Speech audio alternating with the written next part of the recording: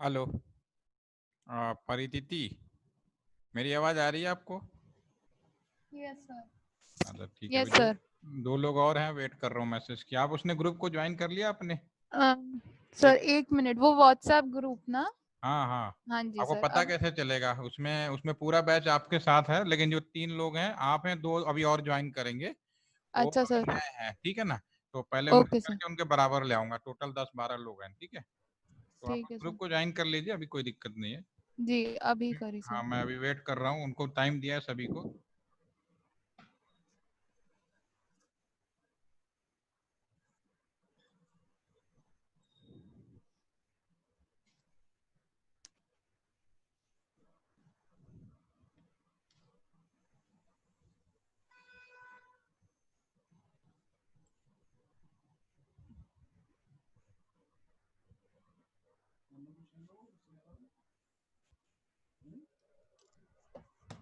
हाँ जी सर, कर लिया ज्वाइन। Thank you.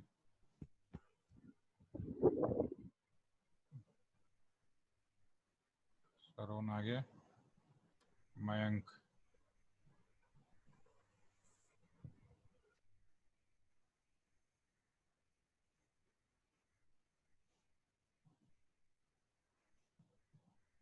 हाँ सरोन, आपका माइक, मेरी आवाज आ रही है आपको?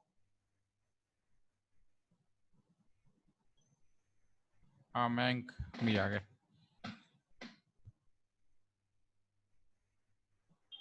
मयंक और सरोन, आपको हमारी आवाज आ रही है? मेरी आवाज आ रही है? ये सर आ रही आवाज आ रही है सर। सरोन, आपका रिस्पांस रह गया। आप बोलिए, फिर हम शुरू करते हैं।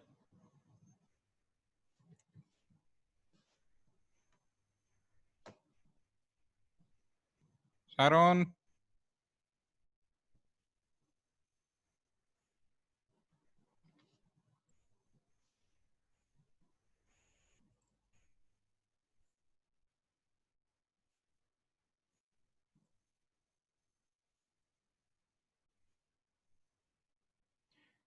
सरोन, मेरी आवाज आ गई आपको? आप सुन पा रहे हो मेरे को? Yes sir. ठीक है, शुरू करें। ओके। आप 3 लोग हैं इसमें, इस ग्रुप में नए हैं, फिर उनके बराबर पहुंचेंगे। कल तो आपने सेशन अटेंड किया था। सबसे पहले आप तीनों मुझे ये बताइए, आप तीनों का मुझे भी पता नहीं है बैकग्राउंड। आप सारे तीनों लोग कंप्यूटर साइंस के, इलेक्ट्रॉनिक्स के, आईटी के कौन है? पहले सरोन आप बताओ, आपके बैकग्राउंड क्या है? ईसी है, आईटी है, या कंप्यूटर साइंस है? सर इसी electronic and electronics sir. Okay. Mayank? Sir computer science. Okay. अब परिणति? Sir computer science. ठीक है, इट्स ओके।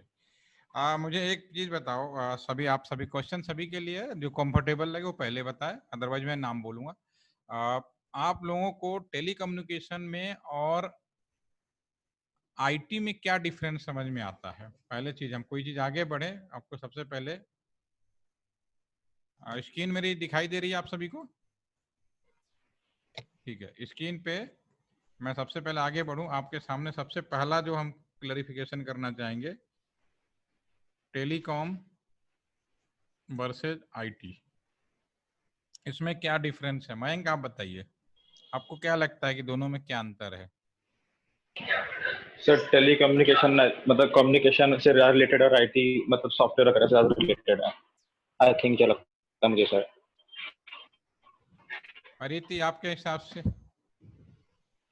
सर मुझे भी ऐसा लगता है कि आईटी इंफॉर्मेशन टेक्नोलॉजी ज़्यादा रिलेटेड है सॉफ्टवेयर, और हम मतलब कैसे टेक्नोलॉजी डेवलप हुई है उसी को लेके। बट टेलीकॉम पूरा जो हार्डवेयर प्लस सॉफ्टवेयर को लेके कम्युनिकेशन के लिए कैसे एस्टेब्लिश करते हैं, वो नेटवर्किंग से रिलेटेड है।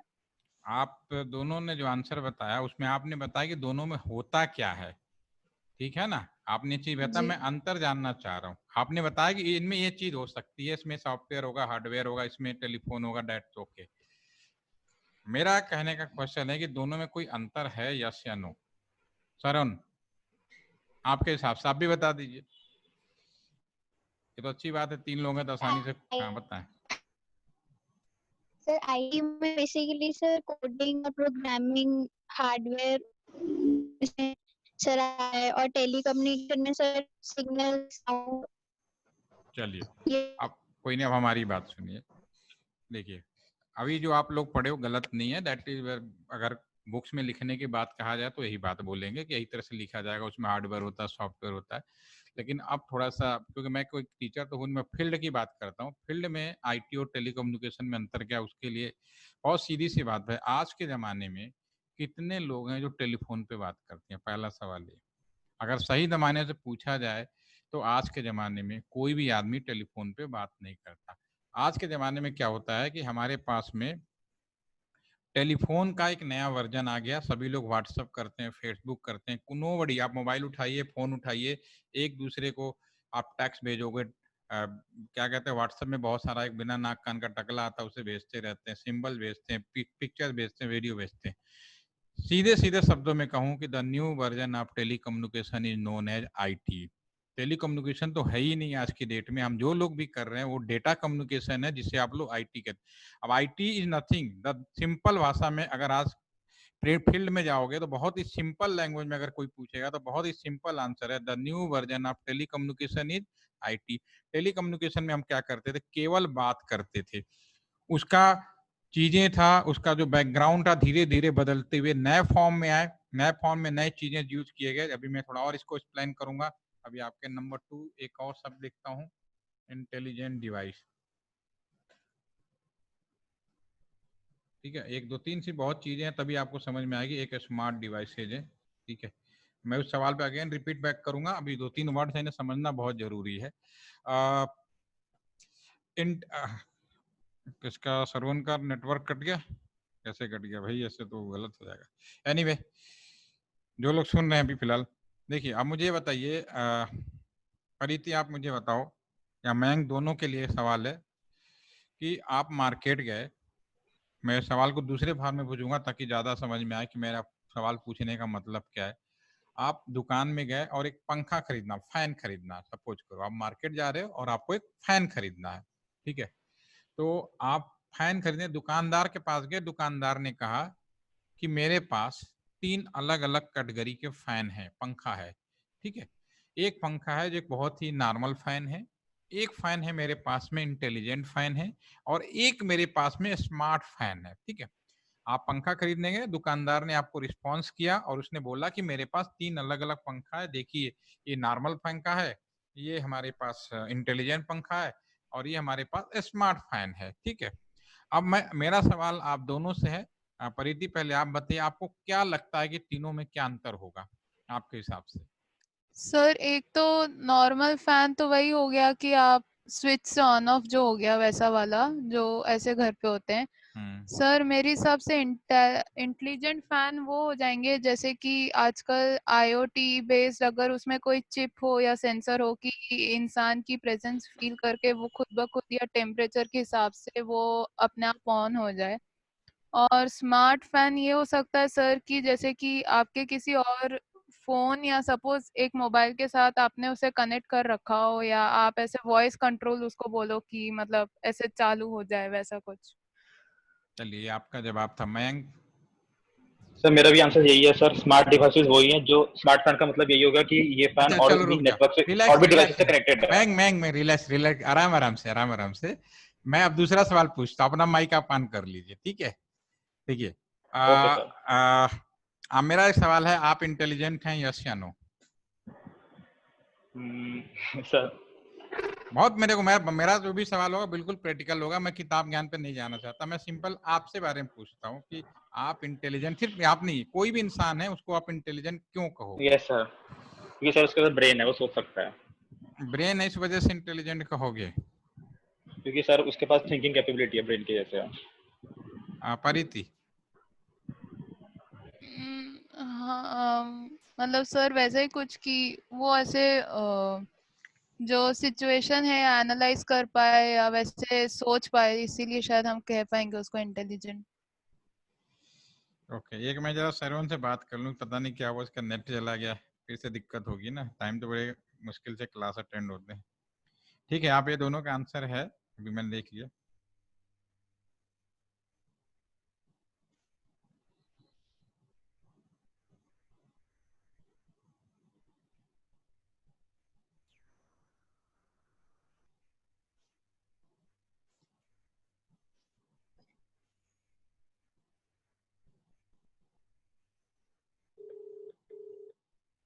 अभी आवाज नेटवर्क में।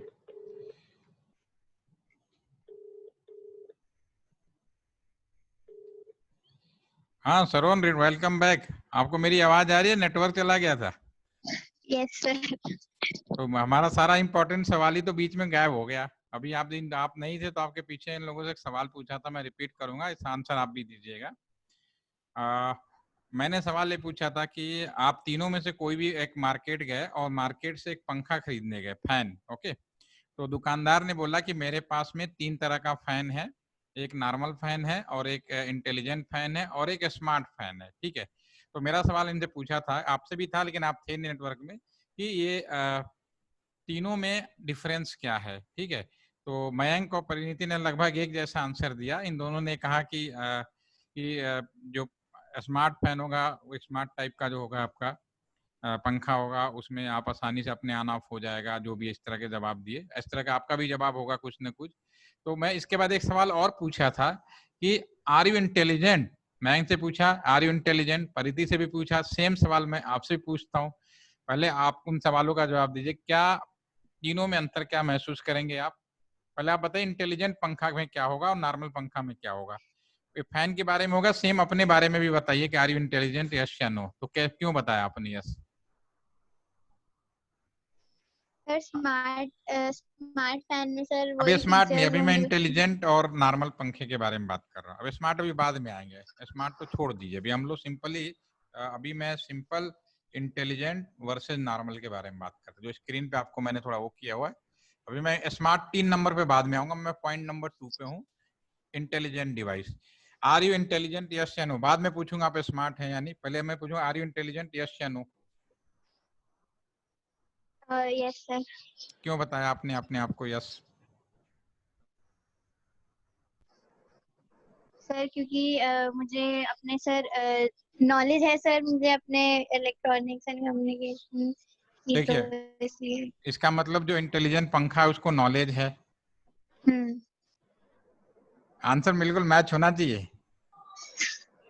तो यानी जो इंटेलिजेंट पंखा उसको नॉलेज है, किस चीज की नॉलेज है उसे? ठीक है, थोड़ा बहुत करीब जा रहे हो, बिल्कुल सही जा रहे हो, आप बताओ आगे। चलिए कोई नहीं, अब मैं समय न लेते हुए पहले मैं इसको डिफाइन कर दूं, क्योंकि देखिए सभी लोग पढ़ते तो जरूर है, होता क्या है कि प्रैक्टिकली थोड़ा सा पढ़ने में सब लोग बीट खा जाते हैं। दुनिया में हर चीज इंटेलिजेंट होगी अगर उसमें 2 चीजें होंगी, पहला sense and second is that memory. पहला सेंस होगा, दूसरा इज द मेमोरी। आपके पास सेंस है, आपके पास मेमोरी है, दोनों चीजें हैं, तो आल दुनिया की हर चीज इंटेलिजेंट होगी जिसमें दोनों चीजें मिलेंगी। मैंने नॉर्मल पंखा क्या होगा, उसका पावर ऑन ऑफ करना, उसकी स्पीड घटाना बढ़ाना सब मैनुअली होगा। लेकिन जैसे वो पंखा इंटेलिजेंट होगा तो you control by the remote. एक सेंसर लगा दिया जाएगा पंखे में, एक मेमोरी चिप लगा दिया जाएगा, जिसकी मदद से आप पंखे को कंट्रोल कर पाओगे। घर में हमारा जो प्रोजेक्टर है या कोई भी टीवी है, इंटेलिजेंट टीवी क्यों कहलाता है? पहले जो पुराने टीवी आते थे मैनुअली आते थे, उसके चैनल हाथ से बदला कर रखते थे, ऑन ऑफ करते थे। आज के जमाने में जो हमारा टीवी है वो इंटेलिजेंट टाइप का है, क्योंकि इसमें आप रिमोट कंट्रोल से चैनल बदल सकते हो, उसके अंदर मेमोरी और सेंस लगा हुआ है। तो दुनिया बहुत ही क्लियर है, दुनिया में हर चीज इंटेलिजेंट होगी अगर उसमें ये 2 चीजें हो, मेमोरी और सेंस। और भगवान की कृपा से आप सभी लोगों में ये चीजें हैं। हाँ, किसी में मेमोरी ज्यादा हो सकती है, किसी में सेंस ज्यादा हो सकता है, किसी में दोनों ज्यादा हो सकता है, वो एक्स्ट्रा बात हो गया, बट हर चीज इंटेलिजेंट होगी। बहुत ही क्लियर हो गया, इसमें कोई कंफ्यूजन नहीं होना चाहिए। अब मेरा जो नेक्स्ट क्वेश्चन है, स्मार्ट फैन। मैंने अभी जो बोला उसमें कोई कंफ्यूजन तो नहीं है परिति? No sir. आप इंटेलिजेंट हो, इसमें कोई शक नहीं है। मयंक भी है, सरवण भी है, सब है, क्योंकि हम आपके पास भी सेंस है, मेमोरी है। ज्यादा है कम है, किसी के पास सेंसर ज्यादा हो सकता है, किसी का मेमोरी ज्यादा होता है, that is different thing, okay. अब आप स्मार्ट हो, यस या नो? अब इसका आंसर तब मैं स्मार्ट फैन पे आऊंगा। Mayank, yes sir. आप इंटेलिजेंट है, इसमें कोई शक नहीं है, ठीक है ना? मेरे आंसर के बाद ऐसा हो ही नहीं सकता कि आप ना कहें अपने आप को, कोई संकोच हो भाई, सीधी सी बात है।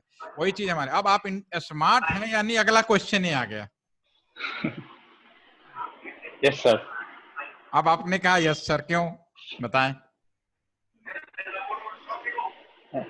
सर सर स्मार्ट मतलब हो गया हाँ बोलिए। चलिए कोई बात नहीं, कोई बात, जितनी जानकारी है इट्स ओके। परिति आपको बताओ। सर स्मार्ट यानी कि सर मतलब वही सेंस हो गया कि कैसे मेमोरी रिएक्ट सेंस तो करना। रहेगा, इसमें कोई शक नहीं है, ये तो है रहेगा। इंटेलिजेंट तो होगा ये स्मार्ट आदमी, इसमें तो कोई शक नहीं है। लेकिन आप स्मार्ट हैं, यस या नो? आर यू इंटेलिजेंट हो गए? क्योंकि आपका मेमोरी भी सेंस है, तो कितना भी रिपीट कर लो इंटेलिजेंट तो हो। ठीक है। अच्छा देखिए, मैं सवाल एक क्यों पूछ रहा हूँ, क्योंकि आज का जमाना IoT का है, 5G का है। सुना तो होगा आपने, IoT 5G आ गया। बस मेरा शहर स्मार्ट सिटी है, मेरा रूम स्मार्ट बिल्डिंग है। तो पहले स्मार्ट का मतलब पता हो तब तो हम बात करें। ठीक है। जब तक ये चीजों को हम समझ नहीं पाएंगे तब तो ऐसे होगा। देखिए, एक बहुत छोटा सा मैं अपनी घटना सुनाता हूँ। देखो मुझे मैंने इंजीनियरिंग की पढ़ाई शुरू की थी 1995 में। आप लोग साथ कोई दुनिया में होगा नहीं, और मुझे नौकरी करते हुए 20 साल से ज्यादा का समय हो गया। जब उस समय इंजीनियर का सिलेक्शन होता था उस टाइम पे, तो बहुत बड़ी बात होती थी हमारे टाइम में। बहुत ज्यादा माना जाता कि इंजीनियर में जैसे IAS IPS होता है ना, उसमें इंजीनियर भी सिलेक्ट हो जाए। तो मैं बनारस शहर का रहने वाला हूँ। तो मेरे पे जब सिलेक्शन हुआ तो IT में आपका पूरा सीटें बहुत कम होती थी, गिनती की होती थी। पूरी IT ऑल इंडिया मिला के केवल 800 सीटें होती थी। और पूरी इंजीनियरिंग का सारे राज्यों का मिला दिया जाए तो केवल 2700 सीटें होती थी। क्योंकि आज के जमाने में इतनी सीटें जो जहाँ चाहे एडमिशन ले लेता है, बहुत आसान है। मतलब कॉलेज की सीटें नहीं भरती है जमीन। लेकिन वो जमाना था, बड़े मुश्किल से सिलेक्शन होता था। और जब मेरा सिलेक्शन हुआ तो दुनिया न्यूज़पेपर, दूरदर्शन चलते थे, आकाशवाणी चलते थे, प्रतियोगिता दर्पण, सारे पता नहीं मैं क्या बनने जा रहा था। ठीक है, उसमें बहुत बड़ी बात होती है। वो दिन भी था और आज भी का भी दिन देखा हमने।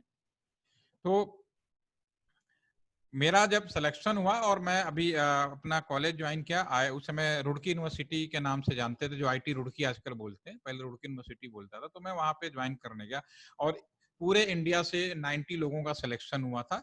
और पहले दिन क्या हुआ था, क्लास में सबको बैठा दिया गया था। तो डेफिनेटली देश के कोने के अलग अलग लोकेशन से लोग आए थे, सब एक दूसरे को बहुत अच्छे से जानते थे। कोई भी मतलब बहुत अच्छे से नहीं जानते थे, लेकिन डेफिनेटली सब इंटेलिजेंट, इसमें कोई डाउट नहीं था।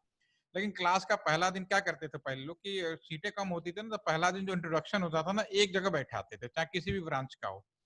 तो रुड़की में क्या हुआ कि सबको एक जगह बैठा हुआ था। तो जब तक टीचर नहीं आया तो उसमें क्या होता, जब टीचर नहीं आया तो फिर क्या हुआ कि लोग एक दूसरे को बात करना शुरू कर देते थे। तो मेरी थोड़ी आदत थी कि मैं क्लास में थोड़ा पीछे बैठता था। तो मैंने एक ऑब्जर्वेशन किया कि क्लास में कुछ बच्चे ऐसे होते थे जो उठते थे अपने सीट पे, जब तक टीचर ने, क्या करते थे, कभी किसी सीट पे जाते थे, कभी किसी सीट पे जाते थे और ज्यादा बात करने की कोशिश करते थे। तो मेरे अंदर से एक आवाज आती थी, देखो बड़ा ओवर स्मार्ट बन रहा है ये। ठीक है, आपके साथ भी होगा, बहुत सारे लोग बैठे होंगे, कट होगा, खुद खूब अपना ज्यादा बात करने की कोशिश करता होगा, तो आप भी अपने मन से कहते हो बड़ा ओवर स्मार्ट बन रहा है।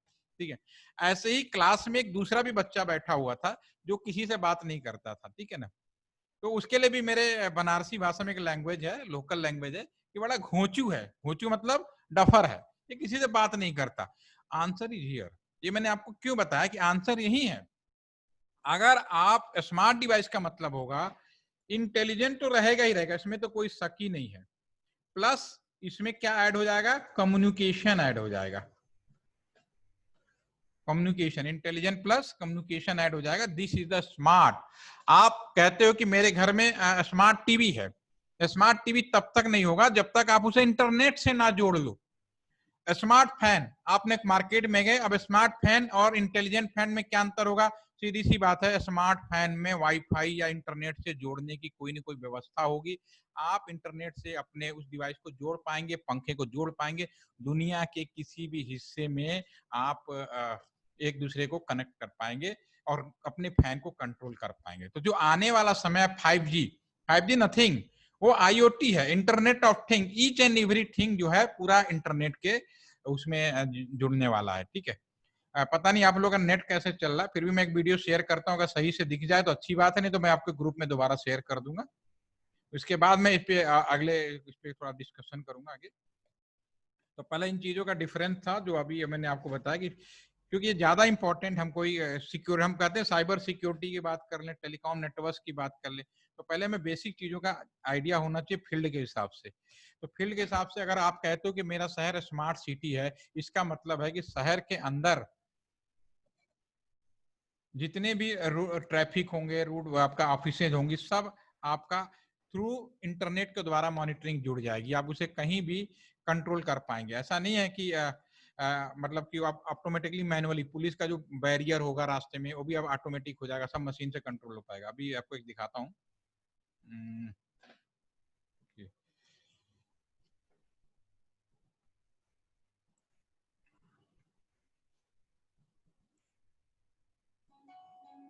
ये वीडियो मैं वैसे भी आपको शेयर कर दूंगा दोबारा से ग्रुप में।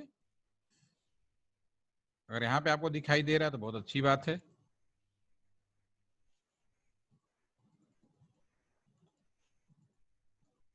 और मैं अभी जो ये लेक्चर ले रहा हूँ ना, इसका अगर वीडियो अगर बन गया, अगर रिकॉर्डिंग पे है, शायद है, तो मैं इसको शेयर कर दूंगा ताकि आप दोबारा अगर मान लो किसी नेटवर्क की वजह से अगर नहीं सुन पाए हैं, उसको हम दोबारा देख लीजिएगा।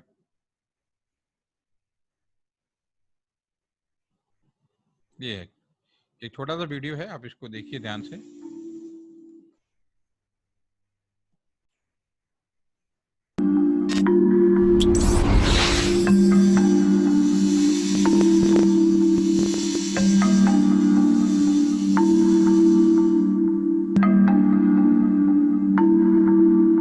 आने वाला समय 5G का है, यानी मोबाइल नेटवर्क का 5वां जेनरेशन, और ये पहले के मोबाइल नेटवर्क से बिल्कुल अलग होने वाला है। 1G was about the analog phone, allowing us to make 1G ने हमें एनालॉग फोन दिया ताकि हम एक दूसरे को कॉल कर सकें। 2G के आने से मैसेज भेजना और वॉइस रिकॉर्ड करना मुमकिन हुआ। 3G स्मार्टफोन्स और डिजिटल ब्रॉडबैंड सर्विस के आसान इस्तेमाल के बारे में था। 4G ने इन सभी चीजों के लिए तेज स्पीड दी, लेकिन 5G पृथ्वी से मंगल जाने जैसा है। ये सिर्फ तेज नहीं बल्कि बिल्कुल अलग दुनिया है। इस दुनिया में मशीनें एक दूसरे से बातें करेंगी, आपसे बातें करेंगी। in which machines will be talking to each other and talking to you. ये मुमकिन करने के लिए कई एंटीना लगाने होंगे, हर जगह एंटीना लगाने होंगे। ऐसा इसलिए क्योंकि एक साथ लाखों नई डिवाइसेस कनेक्शन के इंतजार में हैं, ताकि वो आपस में बातें कर सकें, एक दूसरे से तालमेल बिठाकर फैसले ले सकें और हमारी जिंदगी आसान बना सकें। इतनी आसान जितनी आप शायद आज सोच भी नहीं पाते हैं। TV off, lights off. TV off, lights off. ये आपको अपने घर में बिजली की खपत कंट्रोल करने में मदद करेगा। ये आपके फ्रिज को ये फैसला करने में हेल्प करेगा कि आपके लिए सब्जियां कब ऑर्डर करनी है, ताकि एक सेल्फ ड्राइविंग ट्रक उन्हें डिलीवर कर सके। बर्तन कपड़े कब धोने हैं, ये भी आपका डिश वॉशर और कपड़े धोने की मशीन खुद से समझ जाएंगे। अभी हमें अपनी मशीनों को इंस्ट्रक्शंस देने होते हैं। 5G की दुनिया में मशीनें आपसे राय लेंगी या खुद ही आपस में डिसीजन ले सकती हैं। जब मशीनें ऐसी हो जाएंगी तो इंसानों के काम नए तरीके से होने लगेंगे। सड़क पर चलते समय आपकी गाड़ी सोच रही होगी, किसी बिल्डिंग या किसी सड़क पर चलती साइकिल के पास से गुजरते समय आपकी गाड़ी आसपास सभी सेंसर्स से कनेक्ट रहेगी, उस ट्रैफिक लाइट से भी जो काफी दूर हो और जिसे आप देख भी नहीं सकते। सब कुछ आसान हो जाएगा। 5G इन डिवाइसेस को बहुत तेज स्पीड देगा, लेकिन स्पीड के साथ कनेक्शन में एक स्थिरता भी जरूरी है, क्योंकि ये डिवाइसेस लगातार अलग अलग एंटीना से कनेक्ट होते रहेंगे, खासतौर पे तब जब आप तेजी से गुजर रहे होंगे।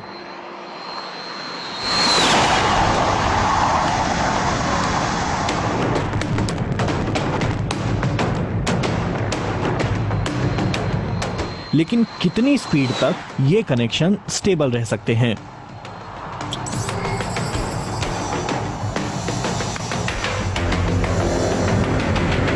ब्लू वायरलेस नाम की कंपनी यहाँ टेस्ट करने की कोशिश कर रही है कि अगर आप किसी ट्रेन में बैठे हैं और उसकी स्पीड बहुत ज्यादा है तो क्या वहाँ 5G नेटवर्क सही तरीके से काम कर सकता है और क्या एक सुपर फास्ट इंटरनेट दे सकता है। दुनिया भर में ऐसे एक्सपेरिमेंट्स किए जा रहे हैं। अमेरिका में वेरिजॉन नाम की कंपनी कुछ शहरों में ट्रायल कर रही है। ट्रायल बहुत छोटे एरिया में किए जा रहे हैं। नेटवर्क की स्पीड तो बहुत तेज है, लेकिन कंपनी को कुछ शुरुआती समस्याओं का सामना करना पड़ रहा है। उम्मीद की जा रही है कि 5G की पहली सर्विसेज प्रोवाइड करने में दक्षिण कोरिया और चीन के शहर सबसे आगे होंगे।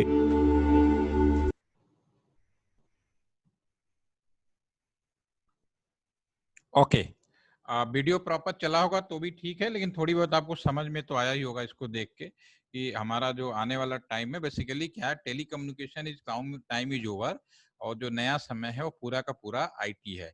तो एक सीधे सीधे शब्दों में जो अभी मैंने इतना देर बोला कि the new version of telecommunication is known as IT services, और आईटी सर्विसेज यानी जिसे हम लोग डाटा कम्युनिकेशन भी कह सकते हैं, इसको मैनेजमेंट करने के लिए, इसको चलाने के लिए हमें दो चीजों की जरूरत पड़ेगी, जैसा कि आप बता रहे हैं, हार्डवेयर और सॉफ्टवेयर, इन दोनों की कॉम्बिनेशन से इस काम को सफल कर पाएंगे। ठीक है, इसमें कोई कंफ्यूजन नहीं है। अब मेरा नेक्स्ट क्वेश्चन है आप सभी से,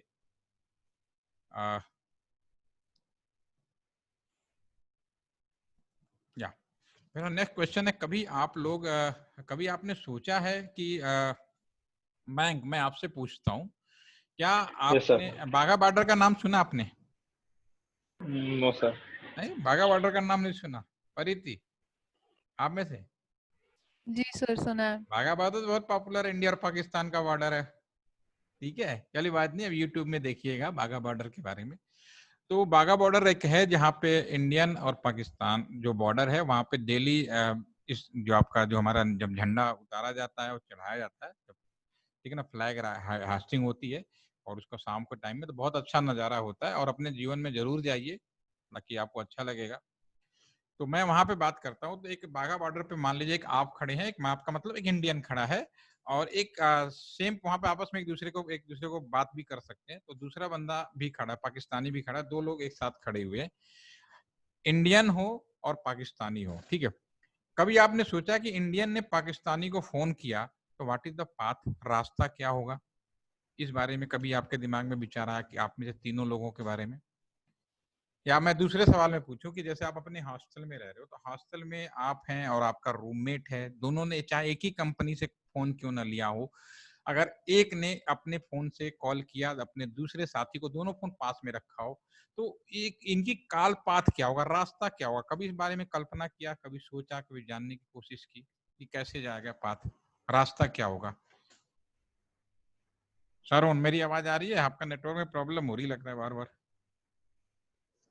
हाँ सर, आ रही है। आ रही है, तो आप बताओ मेरा सवाल समझ में आया, मैंने क्या पूछा? हाँ सर, समझ आया।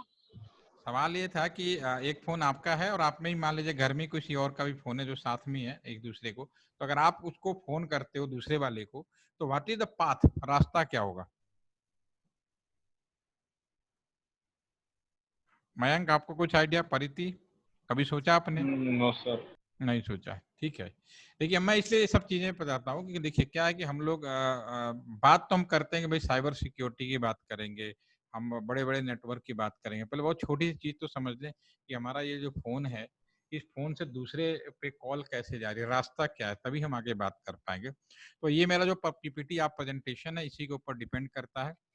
सबसे पहले कोई भी चीज समझनी हो तो आप शुरुआत पोजीशन में चले जाइए जहां से कोई चीज शुरू हुई थी, तो हर चीज आपको पानी की सा कहता है ना, बिल्कुल शीशे की तरह साफ हो जाएगी कि कौन सी चीज कैसे हुई और आज की डेट में कहाँ पे है। ठीक है, तो मैं ये जो सवाल है जो बाघा बॉर्डर वाला वो भी है, और जो मैं आपका पूछ रहा हूँ, इन दोनों सवालों का जवाब क्या होगा उसको समझने के लिए मैं ये आपके सामने पीपीटी है, इसको मदद लूंगा। लैंडलाइन, जैसा कि मैं आप सभी जानते हैं कि दुनिया में या इंडिया के अंदर अगर हम बात करें, सबसे अच्छी बात है कि जैसे दूसरी दुनिया में टेलीकम्युनिकेशन शुरू हुआ, समय सेम टाइम पे इंडिया में भी टेलीकम्युनिकेशन की स्टार्टिंग हुई।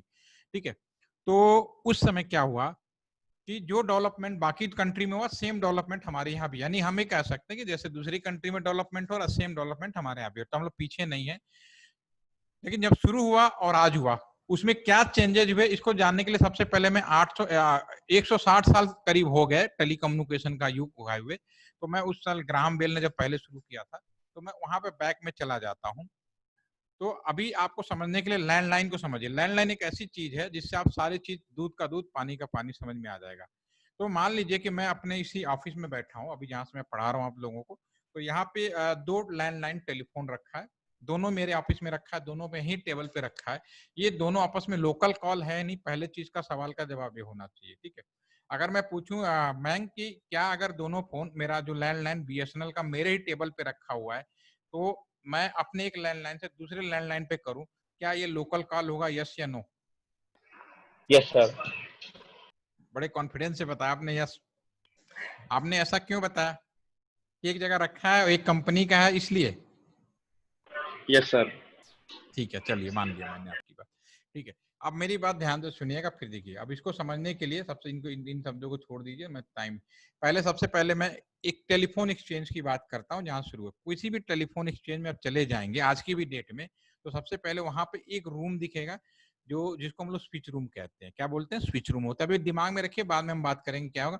आप अगर इस रूम के अंदर एंट्री करेंगे, आप एक टेलीफोन एक्सचेंज जा रहे हैं, वहां पे एंट्री करते हुए अलग अलग रूम बने हुए, डिपार्टमेंट बने हुए, टेक्निकल डिपार्टमेंट बने हुए। तो एक रूम होगा स्विच रूम, जिसके अंदर जाएंगे एसी रूम होगा, कुछ रैक खड़ी होंगी जैसा कि आप स्क्रीन पे देख पा रहे हैं, और कुछ लोग कंप्यूटर पे काम कर रहे हैं। एक तो ये व्यवस्था होगी, इसको बोलेंगे स्विच रूम। एक रूम होगा एमडीएफ रूम होगा, ठीक है। इसमें क्या होगा, केवल वायर होंगे आपके सामने, जैसे कि अब स्क्रीन पे आप देख पा रहे हैं। इसमें केवल वायर का क्या चीज हम अभी डिस्कस करेंगे। और एक रूम होगा आपका पावर प्लांट। पावर प्लांट के बारे में अगर मैं आपको बात करूं, दुनिया में कोई भी चीज जहां पे मुझे 24 घंटे पावर सप्लाई की जरूरत है, आपके घर में भी अगर लाइट चली जाती है तो आपने क्या व्यवस्था किया हुआ है? सीधी सी बात है, इन्वर्टर रखा है। लाइट गई, आपका पूरा का पूरा लोड बैटरी पे आ गया। सीधा सा मतलब इन्वर्टर क्या करता है, बैटरी से पावर लेता है और फिर आपके घर में देता है। क्योंकि घर था, होम था, तो आप इस चीज को झेल जाते हैं कि लाइट कितनी देर तक ना आए। लेकिन कोई ऑर्गेनाइजेशन होगा, लाइट जाएगा, वहां पर भी सेम व्यवस्था होगी, सारा का सारा लोड बैटरी पे आएगा। लेकिन चूंकि ऑर्गेनाइजेशन इस बात के ऊपर निर्भर नहीं रह सकता कि मेंस की सप्लाई कब आएगी, तो क्या करता है, कॉरेस्पॉन्डेंस एक जनरेटर रूम भी रखता है। तो लाइट कटी, बैटरी पाया, और फिर जनरेटर चला देता। फिर जनरेटर चलता, तब तक बैटरी आपका पावर सप्लाई आती रहती है। फिर मेंस आता, फिर मेंस पे चला जाता। तो पूरे दुनिया में आप किसी भी कोने में चले जाइए, ये तीन व्यवस्थाएं हैं। मेन सप्लाई, पावर कटेगा, बैटरी पाएगा, बैटरी से फिर ज्यादा देर तक हम इंतजार नहीं करते, जनरेटर चला देते हैं। तो इसी तरह आप किसी एक्सचेंज में जाएंगे तो एक पावर रूम होगा जो इस तरह से रैक होगा, जिसमें ये चीज का मैनेजमेंट होगा, क्योंकि बहुत इंपॉर्टेंट है। क्योंकि लाइट अगर एक्सचेंज में लाइट चली गई तो समझो कि पूरा सिस्टम फेल हो सकता है। तो वहां पे पावर बहुत इंपॉर्टेंट होता है। एक बैटरी रूम होगा, एक पावर मैनेजमेंट होगा, एक जनरेटर रूम होगा। जनरेटर बाहर लगे होते हैं, लाइट जाती है। ये जो आप स्क्रीन पे ये जो हमारा पावर रूम है, इसके मैनेजमेंट किया जाता है ताकि ये बैटरी पे आ जाए, और बैटरी से फिर हम लोग जनरेटर पे चला देते हैं। और एक रूम होगा पूरा का पूरा ट्रांसमिशन रूम, जो भी देखने में स्विच जैसा ही होगा। ये आपका ऊपर राइट कॉर्नर पे दिखेगा, ट्रांसमिशन रूम, ठीक है। ये ट्रांसमिशन रूम है अगेन,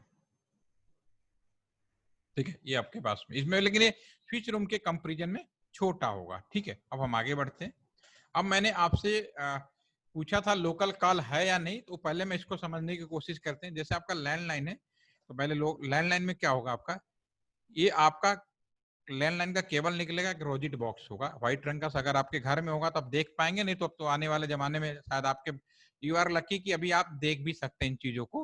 लेकिन आपके बाद वाली जो पीढ़ियां होंगी उनको दिखाई नहीं देगा, वो किताबी ज्ञान हो जाएगी उनके लिए। तो अभी ये इस तरह का बॉक्स होगा व्हाइट रंग का, जिसमें टेलीफोन लगा देते हैं। और एक घर के बाहर आपने अभी भी देखा होगा, अभी मिल जाएगा आपके सामने, एक दीवार पे और या पोल के ऊपर एक डीपी लगा दिया जाता है, जो इस तरह का होता है। इससे क्या होता है, 10 घरों में, ये जो आप डीपी देख पा रहे हैं, इससे 10 घरों में हम लोग केबल इस तरह से बांट सकते हैं। ये सारे टेलीफोन हम लोग लगा सकते हैं अलग अलग 10 घरों में। तो इनकी जो संख्या होती है वो ज्यादा से ज्यादा 10 घर तक हो सकती है, 10 हाउस तक हो सकती है, ठीक है ना। ठीक है। अब यहाँ पे इनका केबल इकट्ठा होगा, पूरा का पूरा केबल इकट्ठा होगा, आगे की तरफ जमीन की तरफ जाएगा। तो रास्ते में अगर आप देख पाएंगे तो जगह जगह पिलर मिलेगा आपको, उसको बोलते हैं पिलर। वो किस तरह के लोहे का बॉक्स होगा, आपने देखा होगा सड़कों के बीच में कहीं कहीं मिलता है।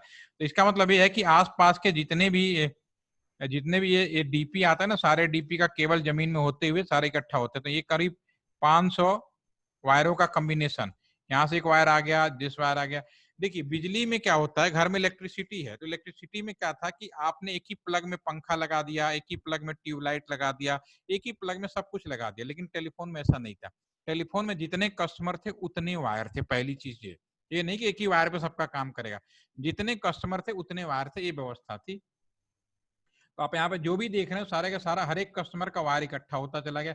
यहाँ पे 10 वायर होता इकट्ठा हुए 10 घरों की, फिर पिलर तक आए तो आसपास के 50 घरों की इकट्ठा हो, 500 घरों तक, ज्यादातर 500 घरों की हो सकती है। और फिर एक्सचेंज की तरफ बढ़ेंगे अगर, तो इन्हीं का पूरा एक रास्ते में आपको दिखेगा इस तरह का पूरा कैबिनेट दिखा। ये कुछ नहीं है, जितने भी आसपास के एरिया है वो सारे के सारे केबलिंग यहाँ पे। और जहां पे ये दिख जाएगा आप समझ लेना विद इन 50 मीटर से 100 मीटर के दायरे में बीएसएनएल का एक टेलीफोन एक्सचेंज है। ऐसा क्यों है वो भी मैं बता देता हूँ।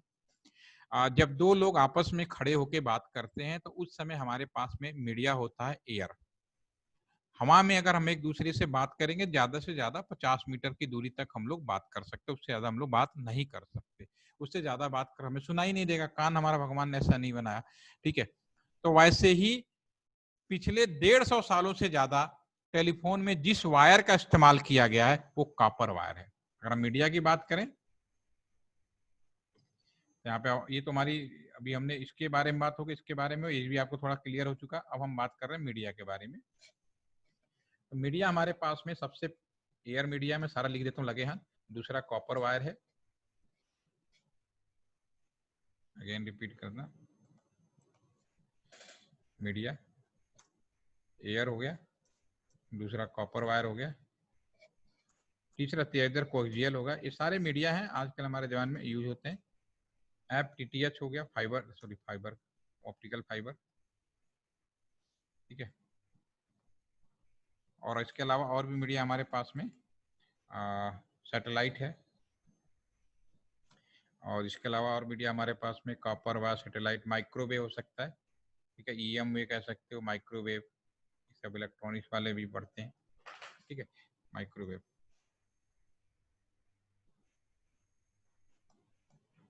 ये अलग अलग मीडिया है, मैंने आपके सामने कुछ मीडिया के नाम से लिखे हैं। मेरा सवाल मयंक आपसे, मुझे बताइए इसमें सबसे अच्छा मीडिया कौन सा है और सबसे खराब मीडिया कौन सा है? सर खराब शायद से एयर है। सबसे खराब एयर है, चलिए। और अच्छा किसको मानेंगे आप? सर सैटेलाइट या ऑप्टिकल फाइबर। तो आपने नेता वाला आंसर दे दिया, सैटेलाइट या ऑप्टिकल फाइबर में से कोई एक होगा, समझना सर जो समझना है। चलिए ठीक है, इट्स ओके। चलिए अब सैरवन आप बताओ, आप तीन ही लोगों पूछा ही नहीं, ऑप्शन है हमारे पास में तो गिनती के। सैरवन आप बताओ, आपके हिसाब से सबसे अच्छा मीडिया कौन सा है और सबसे खराब? जैसे मैंग ने अपनी बात बताई, उसे आप अपनी बताइए। तो खराब एयर है। और अच्छा? और अच्छा चलिए EM वेव। अच्छा ठीक है। परिति आप ये बताओ, सैटेलाइट मीडिया अच्छा है या नहीं? सर मेरे हिसाब से ऑप्टिकल फाइबर सबसे अच्छा है।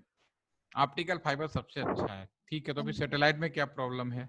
अभी मैंग ने कहा कि मैंग ने तो क्या कहते हैं नेता वाले भाषा में आंसर दे दिया, दोनों में से कोई एक तो होगा, जो होगा समझ लीजिए।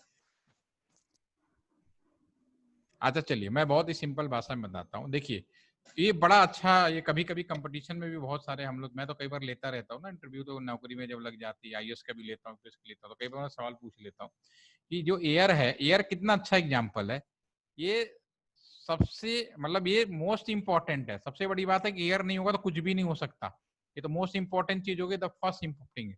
लेकिन ये सबसे वीक मीडिया है, तो इसमें कोई डाउट नहीं है, क्योंकि इसमें हम ज्यादा से ज्यादा 50 मीटर की दूरी से ज्यादा हम लोग नहीं बात कर सकते, प्रैक्टिकली ये सच्चाई यही है, ठीक है। लेकिन सबसे इंपॉर्टेंट भी है कि अगर हवा नहीं होगा तो दुनिया ही नहीं बचेगी, पहली चीज तो ये हो गई, ठीक है। अब बात बचती है कि सबसे अच्छा मीडिया सैटेलाइट है या नहीं, इस पे सवाल आके रुक जाता है। सर नहीं होगा सैटेलाइट। सैटेलाइट नहीं होता है क्योंकि सर मुझे बाद में सोचा सर सैटेलाइट का डिस्टेंस बहुत ज्यादा है, तो शायद इसलिए अच्छा नहीं होगा वो। चलिए थोड़ा थोड़ा देखे, आप लोग बोलेंगे अच्छा लगेगा, बोलेंगे तभी तो समझ में आएगा, ठीक है। क्योंकि मैं आपका टीचर नहीं हूँ, मैं इंडस्ट्री से जुड़ा हूँ, तो मैं फील्ड की प्रैक्टिकल बात करूंगा। चलिए मैंने कुछ बताने की कोशिश की, आपके नॉलेज में हो तो आप भी बता सकते हो, कोई इशू नहीं है। तो सैटेलाइट अच्छा है या नहीं, इस पे हम कैसे डिसाइड करेंगे? मैं पहले तो बहुत प्रैक्टिकल भाषा में बताता हूँ। मेरे ख्याल से आप सभी के घर में डिश टीवी तो होगा, और जब डिश टीवी होगा, आप मुझे बताओ आंधी बारिश तूफान आता है तो क्या होता है? डिश टीवी क्या होता है? बंद हो जाता है ना। इसका मतलब है कि सैटेलाइट का सबसे बड़ा ड्रॉबैक है नेचुरल इंटरफेरेंस। आपका अब लेकिन आपका फेसबुक व्हाट्सएप नहीं बंद होता। अगर वो सैटेलाइट पे होता तो सबसे पहली प्रॉब्लम आपका फेसबुक व्हाट्सएप बंद हो जाता, ठीक है। तो पहले सबसे पहला ड्रॉबैक तो हो गया नेचुरल, इसका जो फर्स्ट है यहाँ पे मैं इसको प्रॉपर लिख देता हूँ, नेचुरल इंटरफेरेंस है, नेचुरल डिस्टर्बेंस कह सकते हो, इंटरफेरेंस कर लीजिए, ठीक है ना, आप समझ लीजिए आगे थोड़ा सा, ठीक है। सेकंड पॉइंट इज दैट कि एक सैटेलाइट बनाने में कितने साल लगता है?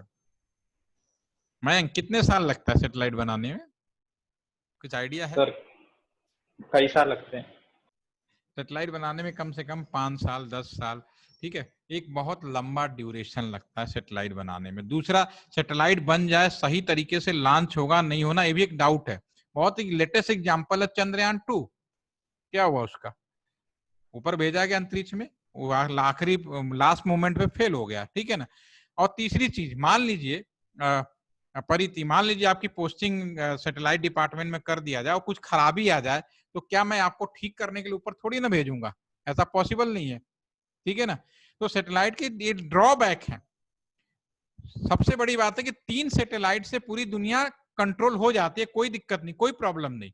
लेकिन सबसे बड़ा ड्रॉबैक ये है कि पहले सैटेलाइट बनाने में बहुत समय लगता है, दूसरा सैटेलाइट में नेचुरल इंटरफेरेंस की प्रॉब्लम होती है, तीसरा सबसे बात, अगर हम सैटेलाइट से हम लोड कर भी दिए तो सबसे बड़ी प्रॉब्लम आएगी कि कल को कोई खराबी होगा, क्योंकि सैटेलाइट कितने जल्दी नहीं लॉन्च हो सकते बार बार, तो कल को कोई खराबी होगा तो ठीक कौन करेगा, जो खराब हो गया तो खराब हो गया, इतना ज्यादा पैसा वेस्ट हो जाता है, ठीक है। तो ये चीजें उसको, सैटेलाइट को अच्छा कम्युनिकेशन बनाने में ड्रॉबैक है, ठीक है।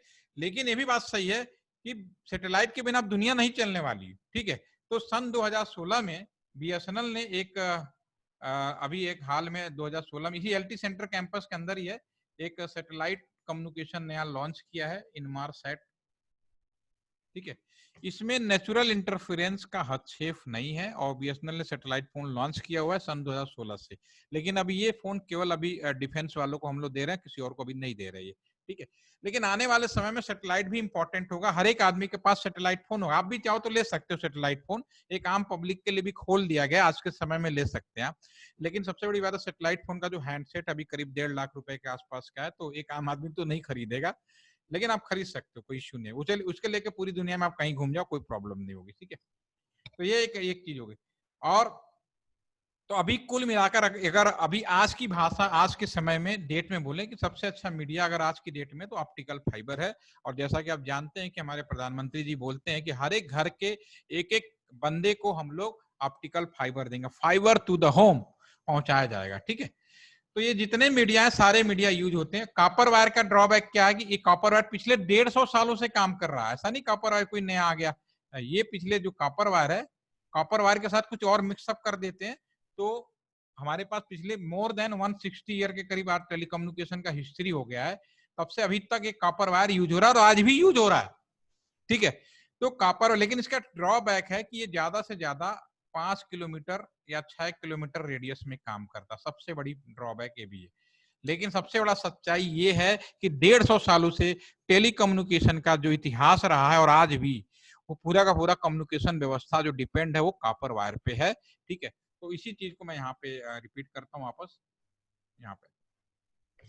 तो ये जो आप वायर यहाँ पे देख रहे हैं सारा का सारा वायर है, ठीक है। तो ये आपका, मैं एक बंदे का जो घर में जो लैंडलाइन है वो ये सब कॉपर वायर है, सारे के सारे कॉपर वायर है, ठीक है। लेकिन ये कॉपर वायर से अगर मैं यही सवाल यहाँ शुरू किया था कि अगर मैं यहाँ हवा में एक दूसरे से बात करें तो 50 मीटर बात कर सकते हैं, लेकिन अब चूंकि टेलीफोन कॉपर वायर के ऊपर निर्भर था 150 सालों से, तो कॉपर वायर की सबसे बड़ी ड्रॉबैक है 5 या 6 किलोमीटर रेडियस पे, इसीलिए बीएसएनएल का टेलीफोन एक्सचेंज आप हर 5 किलोमीटर रेडियस पे पाएंगे, क्योंकि कॉपर वायर से पूरा टेलीकम्युनिकेशन चल रहा है, 150 सालों से चल रहा है। तो उसका, लेकिन उसकी लेंथ जो है कॉपर वायर में, अगर मैं हेलो बोलता हूँ कॉपर वायर के माध्यम से किसी को हाय हेलो कर रहा हूँ, तो ज्यादा से ज्यादा वो 5 किलोमीटर के रेडियस या 6 किलोमीटर रेडियस, दो तरह का कॉपर वायर है, पतला और मोटा। आप टेक्निकल स्टूडेंट है, समझ सकते हैं कि मोटे वायर का रेजिस्टेंस कम होता है, तो उसकी दूरी 1-8 किलोमीटर बढ़ गई। दूसरा 5 किलोमीटर पतले वायर का, इससे ज्यादा पे वो रिलायबल भी नहीं है, तो 5 या 6 किलोमीटर पे आपको मिलेगा। अब एक्सचेंज के अंदर ये पूरा का 5 किलोमीटर, ये जहां मिल गया विदिन 50 मीटर के दायरे पे आपका टेलीफोन एक्सचेंज मिलेगा, यानी यहां से लेके एक्सचेंज तक की दूरी है वो 5 किलोमीटर या 6 किलोमीटर की रेडियस पे होगी। अब एक्सचेंज के अंदर जो सबसे पहली एंट्री होगी, जब ये मैंने दिखाया था, वो एमडीएफ वायर था, ठीक है। और इस एमडीएफ वायर फिर यहाँ पे ये जुड़ जाता है स्विच से। अब मेरा सवाल था लोकल कॉल, अब बात करते हैं लोकल स्विच क्या होता है। ये स्विच रूम होता है।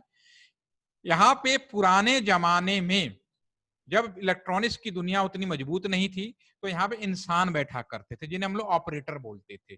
अगर अभी भी, आप, बहुत पुरानी बात नहीं है, पुराने अमिताभ बच्चन की दीवार, नई दीवार तो आप सभी ने देखी होगी, एक ओल्ड दीवार मूवी थी अमिताभ बच्चन की, अगर आप वो देखेंगे तो अमिताभ बच्चन जब फोन करता है ना, तो वो कहता है कि वो बीच में इंसान बैठे, उससे मुझे फला, मैं विजय दिनाथ जो भी नाम था, मैं उससे बात करना चाहता हूँ।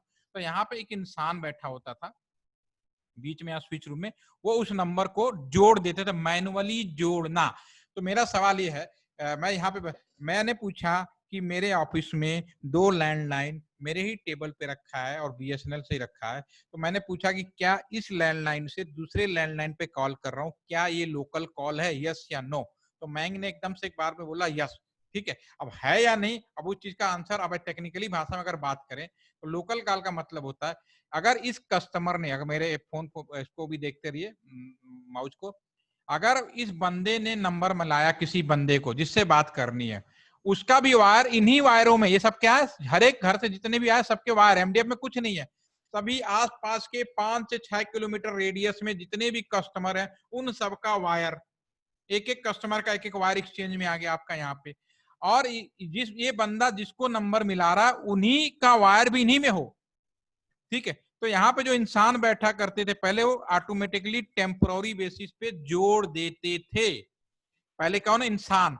तो टेम्पोररी बेसिस पर 2 लोगों को आपस में कनेक्शन बनाना ही स्विच कहलाता है। स्विच का मतलब समझ में आ गया, what is the meaning of the switch? चाहे उस जमाने का स्विच हो चाहे इस जमाने का, स्विच का मतलब है टेम्पोररी बेसिस पर 2 लोगों को आपस में कनेक्ट करना, दिस इज द स्विच। ठीक है, और यहाँ पे जुड़ गया, और देन आफ्टर आपका ये कहलाएगा लोकल कॉल। ये गया, और बाकी व्यवस्था आपकी वैसे ही मिलेगी 5 किलोमीटर रेडियस में। This is the local call. Local call का मतलब उसका वायर इन्हीं में हो, अगर उनमें नहीं है तो लोकल कॉल नहीं है। अब इसके बाद को मैं एक्सप्लेन भी कर सकता हूँ। देखिए, मेरा ये जो दोनों फोन, एलटी सेंटर ऐसी लोकेशन पे है कि एलटी सेंटर के अंदर भी टेलीफोन एक्सचेंज है। अगर यहाँ पे थोड़ा सा बना के दिखाऊं, ज्यादा समझ में आएगा आपको। ये तो क्लीन कर देता हूँ, फ्रेश। ओके, अब एलटी सेंटर के अंदर ये मान लो एलटी कैंपस है। ठीक है, यहाँ पे भी एक टेलीफोन एक्सचेंज लगा हुआ है, ठीक है ना, और यहाँ पे भी बहुत सारे कस्टमर जुड़े। और एलटी सेंटर के बगल में यहाँ से करीब 3 किलोमीटर, ये जो दूरी है 3 किलोमीटर के आसपास में, ये एक राजनगर एरिया एलटी सेंटर के पास में। और इधर से करीब 2 किलोमीटर की दूरी पे एक और टेलीफोन एक्सचेंज लगा हुआ है, वो संजय नगर लोकेशन है, ये भी एक टेलीफोन नगर लगा है, संजय नगर। ठीक है, अब एलटी सेंटर में जो टेलीफोन एक्सचेंज लगा है, इसमें जो वायर है उनके केवल वायरों की संख्या केवल 256 वायर लगे हुए हैं। ठीक है, और एलटी सेंटर में जो लोग काम करते थे किसी जमाने में 1000 से ज्यादा लोग काम करते थे। ठीक है, तो इसका मतलब है कि एलटी सेंटर में जो टेलीफोन एक्सचेंज लगा, जो वायर है उससे केवल 250 कस्टमर को ही हम लोग टेलीफोन दे सकते हैं। तो इसका मतलब बाकियों को कैसे दिया गया, क्योंकि अब ये जो राजनगर है ये बड़ा टेलीफोन एक्सचेंज था, तो यहां से कुछ कस्टमर का वायर यहाँ पे भी आ गया। ठीक है, और कुछ संजय नगर से भी आ गया। तो जरूरी नहीं है कि मेरे टेबल पे जो रखा है वो सारे एलटी सेंटर के स्विच रूम से ही आ रहा हो, एलटी सेंटर, वो हो सकता है राजनगर से आ रहा हो। तो जैसे स्विच बदलेगा आपका टेक्निकली लोकल कॉल नहीं रहा। ठीक है मैम, जैसे स्विच बदल गया लोकल कॉल नहीं रहेगा। तो ये बात श्योर करनी पड़ेगी कि लोकल कॉल का मतलब है कि दोनों जो टेलीफोन एक्सचेंज सेम स्विच में हो, सेम एक्सचेंज से हो। ठीक है, इसका मतलब ये होता है। अगर वापस यहाँ पे आइए, यस, तो अब यहाँ पे अगर हो सकता है कि वो दूसरा वाला किसी और एक्सचेंज से जुड़ा हो ऐप व्यवस्था में, तो वो कैसे हम लोग कम्युनिकेशन करेंगे वो भी हम अभी देखते हैं। ठीक है, तो यहाँ पहले यहाँ पे क्या होता है, स्विच रूम में कर देखिए, यहाँ पहले इंसान बैठा करते थे। ठीक है, अब इनका ट्रांसफॉर्मेशन कैसे हुआ पहले देखो, पहले हुआ मैनुअली, मैनुअली मतलब ह्यूमन। ठीक है, देन आफ्टर आपका सेकेंड नंबर आया, उसके बाद इलेक्ट्रोमैकेनिकल स्विच आया, इलेक्ट्रोमैकेनिकल स्विच आया। ठीक है, देन आफ्टर इलेक्ट्रोमैकेनिकल में 2 आ गए थे, एक का नाम था स्ट्राउजर बार। ठीक है, और दूसरा बाद में क्रॉस बार के नाम से आया। ठीक है, इसके बाद आपका जो थर्ड नंबर पे आपका इलेक्ट्रोमैकेनिकल के बाद आपका आया इलेक्ट्रॉनिक स्विच, जो अभी आप स्क्रीन पे देख पा रहे हैं, ये इलेक्ट्रॉनिक स्विच है, ये जो आपका डिजाइनिंग आ रही है इलेक्ट्रॉनिक स्विच का। और आपका जमाना बदल गया, अब हमारा जो स्विच है वो आईपी स्विच है, इंटरनेट वाला स्विच है। ठीक है, तो चीजें वही है, सिर्फ स्विच का फॉर्मेशन बदल गया, काम हमारा आज भी वैसे ही हो रहा है। काम ऐसा नहीं काम कुछ बदलाव हो गया, काम वैसे। अगर मैं व्हाट्सएप कर रहा हूँ तो बीच का मतलब है कि मेरे बीच में एक स्विच रूम है जो आपके व्हाट्सएप को उस टेम्पोररी बेसिस पे जिस बंदे से आप बात करना चाह रहे हो उसको भेज रहा है पूरा का पूरा, दैट इज स्विच। ये आपका पूरा का पूरा एक हो गया। ठीक है, ये हमारा आपका हो गया। अगर अब वो मैंने बोला कि अगर दूसरे स्विच से टेलीफोन जुड़ा तो उस केस में कैसे होगा उसको। लोकल कॉल का मतलब है सेम स्विच, अगर इसी में तो दूसरे वाले को हम लोग बोलेंगे ट्रंक कॉल। अभी आपका नेक्स्ट पीपीटी है वो ट्रंक कॉल के नाम से, सेम जिले के अंदर अगर हम बात करें, गाजियाबाद से गाजियाबाद में बात करें तो यहाँ से आपका ये व्यवस्था में कोई कंफ्यूजन नहीं होना चाहिए। ये तो यहाँ तक एक्सचेंज तो आ ही गया। अब ये स्विच रूम, इस स्विच रूम ने कहा अरे भैया जिसको नंबर मिला रहा है ये बंदा जो है, ये जो हमारा जो टेलीफोन है जिसको नंबर मिला रहा है उसका वायर इसमें नहीं है, लेकिन उसी शहर में किसी दूसरे टेलीफोन एक्सचेंज पे, क्योंकि हर 5 किलोमीटर पे एक्सचेंज है, उसमें क्या व्यवस्था की गई, उसमें व्यवस्था ये की गई कि हर शहर के अंदर एक मेन एक्सचेंज बनाया गया। अब अपने पेरेंट्स से पूछना, उनको भी पता होगा शहर के अंदर मेन एक टेलीफोन एक्सचेंज कहाँ होता। वो एक जमाना था आज से 15 साल 20 साल पहले, बहुत पुरानी बात नहीं है, 15-20 साल पहले रिक्शा वालों को, भिखारी तक को पता होता था कि शहर का टेलीफोन मेन एक्सचेंज कहाँ है, सबको पता होता था। ठीक है, समय बदला, लोगों के एक्सचेंज कॉन्सेप्ट ओवर हो गए। ठीक है, तो हर शहर के अंदर एक मेन एक्सचेंज बोलता था। अभी आपका अब यहाँ पे ट्रांसमिशन रूम, आपको मैंने जब पहला पीपीटी दिखाया था यहाँ पे, तो मैंने यहाँ पे बोला था कि एक ट्रांसमिशन रूम भी होता है आपका, ये लास्ट में एक ट्रांसमिशन रूम होता है। तो ये रूम का अब यहाँ पे यूज हम देख रहे हैं हम लोग, ये आपका है। अगर एक लोकल कॉल नहीं है यहाँ पे सपोज करिए, ठीक है, तो अब ये जो लोकल एक्सचेंज है, ये जो लोकल स्विच है शहर के अंदर मेन स्विच से जुड़ेगा, ये लोकल स्विच है शहर के अंदर। और ये जो कम्युनिकेशन, ये भी एक स्विच है, हर शहर के अंदर एक मेन एक्सचेंज बनाया गया। ये हमारा डीटैक, इस स्विच का नाम है डीटैक, डिजिटल ट्रंक कार्ड। ये भी वही स्विच है जो लोकल स्विच है। ये लोकल स्विच क्या कर रहा था, ये कह रहा था कौन सा कस्टमर है, और ये क्या कहेगा कौन सा एक्सचेंज है शहर का। काम एक ही है, यहाँ भी इंसान पहले बैठा करते थे, यहाँ भी इंसान बैठा करते थे, समय बदल गया, मशीनें आ गई। ठीक है, तो इस बंदे ने नंबर मिलाया, लेकिन वो शहर के दूसरे व्यवस्था में थी, उस केस में क्या होगा आपका, इसमें नहीं था, तो इस स्विच ने कहा भाई मेरे पास नहीं, चलो मेन एक्सचेंज। और ये जो पाथ है, ये हमारा जो पाथ है आज की डेट में ऑप्टिकल फाइबर है। ऑप्टिकल फाइबर आज से नहीं, 1984 से है। सोचिए कितना व्यवस्था पुरानी है, आज अपन बड़ी बात कर रहे हैं। अब वो मेन एक्सचेंज पे चला जाएगा जो आपका दूसरे स्विच में, और वो switch identification, this is a trunk call, STD, subscriber trunk dialling. Now hopefully कि what is the meaning of the subscriber trunk. Trunk dialling का मतलब आपने जिसको नंबर मिलाया वो उस स्विच में ना होकर दूसरे स्विच में हो। समय बीता तो पुराने टाइम में लोगों ने कहा यार अच्छा नहीं लगता, एक ही टेबल पे 2 टेलीफोन रखा है और हम एसटीडी कॉल कर रहे हैं चार्ज। तो फिर गवर्नमेंट ने कहा ऐसा करो कि दूरी कॉन्सेप्ट, डिस्टेंस कॉन्सेप्ट यूज करो कि विद इन 50 किलोमीटर, चाहे वो ट्रंक कॉल कर रहा हो चाहे कॉल, सबको लोकल कॉल बोलेंगे। और आज ऑल इंडिया में भी सबको लोकल कॉल बोलने लगे। तो टेक्निकली लोकल नहीं हुआ है, वो पैसे के मामले में लोकल हुआ है। Matter in the money, cost the money. Okay, technical, आप चूंकि ऑल आर इंजीनियरिंग स्टूडेंट हो, ऑल आर ऑफ इंजीनियरिंग के फील्ड में काम करना है, ठीक है, तो आप टेक्निकली का मतलब है कि सेम स्विच होगा तो लोकल कॉल होगा, स्विच बदलते ही लोकल कॉल नहीं रहा, वो ट्रंक कॉल रहा, पहली चीज हो गई। ठीक है, अब मैं नेक्स्ट जो हमारा अगला स्टेज है, बंदे ने नंबर मिलाया लेकिन वह उसका नंबर इस क्या कहते हैं, इस शहर में, मैं से गाजियाबाद में हूं और वो शहर में ना होकर दूसरे शहर में हो जाए। मैं यहाँ पे हूं, दूसरा शहर यहाँ से 60 किलोमीटर दूसरा, उस केस में क्या होगा वो भी हम देख लेते हैं। एक काम करते हैं, एक दूसरा पीपीटी है मेरे पास में, या इसमें चेक कर लेते हैं आपको। ये आज से नहीं, ये बहुत ही पुरानी व्यवस्था है। ये देखिए सन 1885 the Indian telegraph act, definitely किसने किया होगा, अंग्रेजों का दिया हुआ है। उस समय हमारे जो इंग्लिश ब्रिटिश रूल थे उनके हिसाब से उन्होंने क्या किया था, इंडिया को 4 भागों में बांटा, जैसा कि आप यहाँ पे देख पा रहे हैं। और तब जमाना और आज, एनटीआर, डब्ल्यूटीआर, एसटीआर, 4 जोन में। एनटीआर का मतलब आप समझ गए ना, पूरा नार्जन जोन। ठीक है, नार्जन जोन जम्मू कश्मीर, राजस्थान, उत्तर प्रदेश, इस तरह डब्ल्यूटीआर, एसटीआर, इतना आप समझदार हैं, आप समझ सकते हैं। तो 4 भागों में बांटा गया। उन्होंने कहा कि अगर मैं कोई बंदा नंबर मिला रहा है और सेम जोन में है, जैसे कि यहाँ से मैं दिल्ली मिला दूं, गाजियाबाद दिल्ली सेम जोन में पड़ेगा, यहाँ से मैं अमृतसर मिला दूं सेम जोन में पड़ेगा। ठीक है, लेकिन मैं अगर यहाँ से कोलकाता मिला दूं, ईटीआर में पड़ेगा कोलकाता, एनटीआर में नहीं पड़ेगा, वो ईटीआर, ईस्टर्न टेलीकॉम रीजन में चला जाएगा। ठीक है, वो जोन अलग हो जाएगा। तो अभी मैं बात कर रहा हूँ सेम जोन का। तो सेम जोन में, हर जोन में एक हेडक्वार्टर, 2 हेडक्वार्टर है। एनटीआर में 2 हेडक्वार्टर, एक दिल्ली में है, दूसरा देहरादून में है। ये शुरू से है, 2 जगह हेडक्वार्टर बनाया गया। तो इस केस में क्या होगा, एक शहर से दूसरे शहर के बीच में ऑप्टिकल फाइबर पड़ा। अब आपके लिए इंपॉर्टेंट है, एक शहर से दूसरे शहर में जमीन के अंदर ऑप्टिकल फाइबर पड़ा हुआ है, पहली चीज है। और ये जो ऑप्टिकल फाइबर है नेशनल ऑप्टिकल फाइबर लाइन कहलाती है, NOFN, पूरा नाम इसका NOFN। ये छोटी छोटी चीजें आपको बहुत जानना जरूरी है, तब आप BSNL को भी समझ पाएंगे।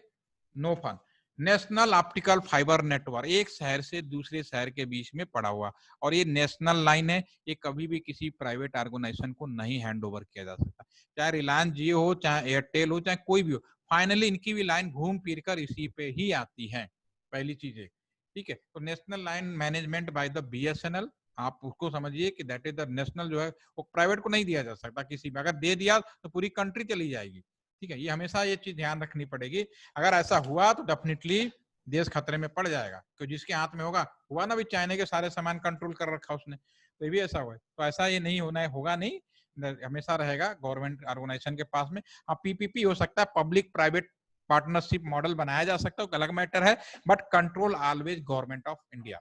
ओके, तो अब मैंने जो नंबर मिलाया वह नॉर्थ में ही हो, तो उस केस में क्या होगा, उसके लिए आपको मैं आपका यहाँ पे पूरी ऑर्गेनाइजेशन दिखाता हूँ। ये देखिए, ये देखिए कस्टमर मिलाया उस शहर में, ये जो हमारा जो कस्टमर है नंबर मिला रहा है, यहाँ तक तो आप पहुंची गए लोकल स्विच में। लोकल स्विच में ये मेरा नहीं है भाई, वो क्या करेगा, ये लोकल जो ट्रांसमिशन है ये तो सब फाइबर है, खूब रिलायंस वाले ने खूब बिछाया खूब फाइबर, लोकल फाइबर, तो वो पहुंच गया डीटेक्स। अब एक शहर से दूसरे, जैसे हमारे शहर में डीटेक्स है, दूसरे शहर में भी डीटेक्स है, और चूंकि NTR सेम रीजन है तो वो सीधा जुड़ा हुआ है, डायरेक्ट जुड़ा हुआ है ऑप्टिकल फाइबर समुद्र में, सॉरी इसमें जमीन के अंदर।